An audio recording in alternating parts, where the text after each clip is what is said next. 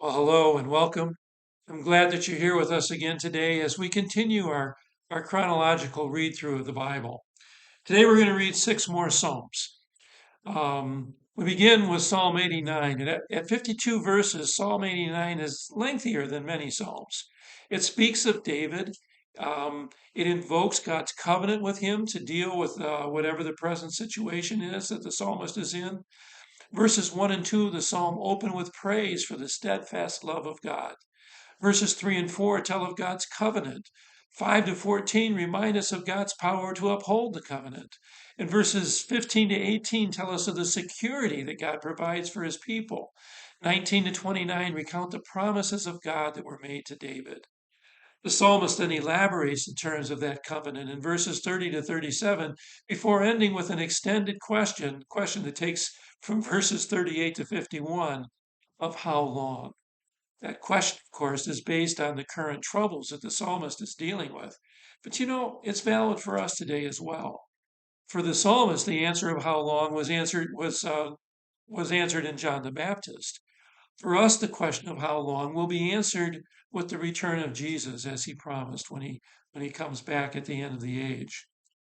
Notice also that verse 52 is not only the end of the psalm, but it's also the end of book 3 of the Psalms. So it's a doxology. Blessed be the Lord forever. Amen and amen. Psalm 96 is a psalm of praise. Luther refers to it as a prophecy of the kingdom of Christ in the world. And in that kingdom, there is nothing but joy and praise.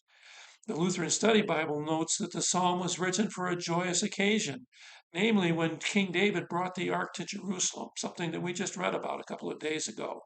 And the Septuagint notes that the psalm was used when the temple was rebuilt after the Babylonian captivity. My prayer for you is that as you read this psalm, um, the joy of this psalm uplifts you, and that you too are able to sing to the Lord a new song. Psalm 100 is brief. It's only 5 verses. It's labeled as a psalm for giving thanks, and it continues the theme of praise to God for his rule that was begun in Psalm 96. So 96 through 100 all have that same basic theme. Psalm 100 serves as the inspiration for the common doxology that we sing so often at the close of meetings or to express thanks. The last few lines of the psalm sum it all up. Give thanks to him, bless his name, for the Lord is good. His steadfast love endures forever, and his faithfulness to all generations. In Psalm 101, King David portrays an ideal king as one who promotes good and who punishes, actually won't even tolerate evil. The psalm is brief, it's only 8 verses.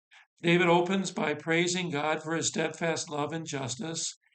It is this love and justice of God that serve as the foundation for David's promise to lead a blameless life, to walk with integrity in his house, and to rule in a way that shuns evil of any kind and promotes that which is good and right. But David doesn't stop there. David also promises to guard his heart against perverseness and to not set anything worthless before his eyes. You know, with all the electronics we have nowadays, it's easy for us to view those things that we covet constantly without anyone else knowing. But we can't hide them from God. What goes into our eyes, our ears, our hearts, and our minds is ever before God. Though this psalm points to the ideal king, we should also pray for leaders in our country today who live up to David's standard. And don't dismiss its message to you about how you should rule over your own life. Piety, of course, doesn't gain our salvation, but it does acknowledge that salvation gives glory to the God who gave himself up to death, that you might have that salvation. Just as with King David, that's what drives our piety. Of course, ultimately, it's Jesus Christ who this psalm points to, because Jesus is the only one who achieved the ideal that this psalm sets forth. Psalm 105 appears to have been written for a joyous occasion, for the joyous occasion of David bringing the ark to Jerusalem.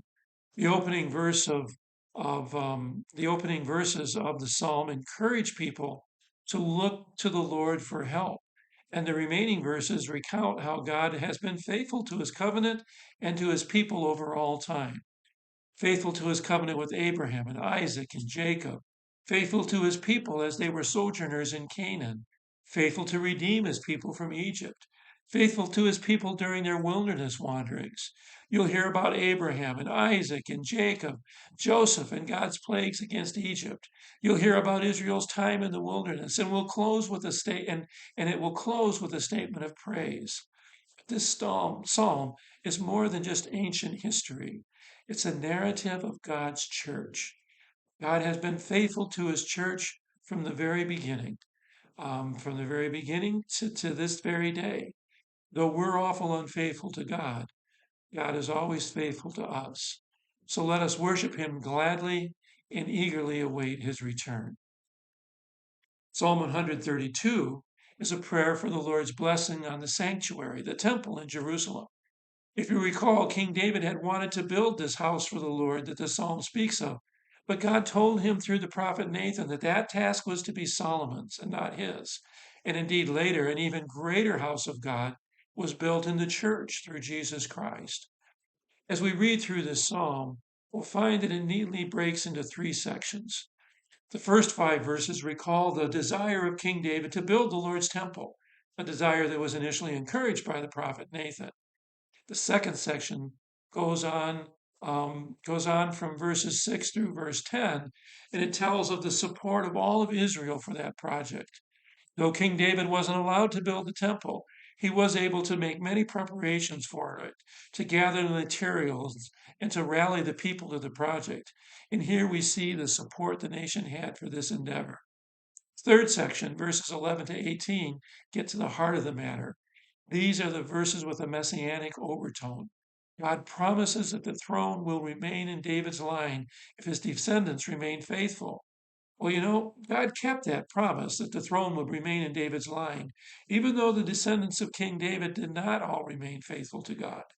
Indeed, the full promise of this psalm is realized when when Jesus Christ, in his eternal kingdom, where peace and justice are delivered to all of the Israel of faith. Goal of every sojourner of faith is to enter the eternal Jerusalem and to be in the presence of God eternally. May God bless and guide your journey of faith to that end. Once again, I pray that you're listening to these thoughts and notes, and even more so that your reading of these passages is uplifting for you, that you will grow through them, and that your faith will be strengthened. I look forward to gathering with you again when we next get a chance to join.